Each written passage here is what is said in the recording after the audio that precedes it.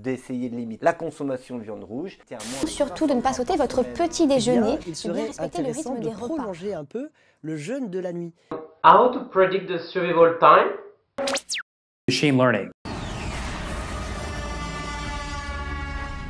Bienvenue sur le Challenge Survival, un défi dans le domaine des analyses de survie qui vous permettra de vous initier au machine learning dans un cadre compétitif et convivial.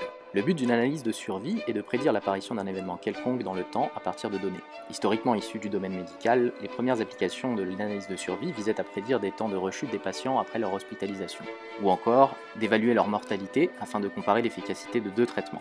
Aujourd'hui, les analyses de survie peuvent également être utilisées dans des domaines variés tels que la prédiction de panne pour la maintenance prédictive, ou encore pour prédire le temps entre deux commandes de clients sur un site d'achat en ligne.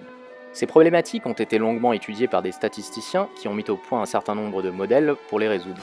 Actuellement, une bande de chercheurs tente d'adapter des modèles de machine learning aux analyses de survie. Ce projet sera donc pour vous l'occasion d'apporter votre contribution à un domaine de recherche actif et de clouer le bec aux statisticiens une bonne fois pour toutes.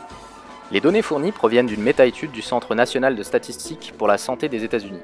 Elles contiennent environ 600 features renseignant les habitudes alimentaires des patients suivis, ainsi que leurs expositions à différents facteurs de risques environnementaux. Parmi les features, vous trouverez des informations telles que les calories journalières moyennes consommées et leur décomposition en macronutriments. Vu de loin, notre problème ressemble à une régression classique, mais si vous regardez de plus près les labels fournis, vous verrez qu'ils contiennent deux valeurs et non pas une. Cela est dû au fait que les analyses de survie contiennent des données censurées. Dans notre cas, un exemple est censuré si le patient en question a quitté l'étude avant la fin. Plutôt que de se débarrasser de ces exemples, les modèles existants tirent parti de l'information incomplète qu'ils apportent.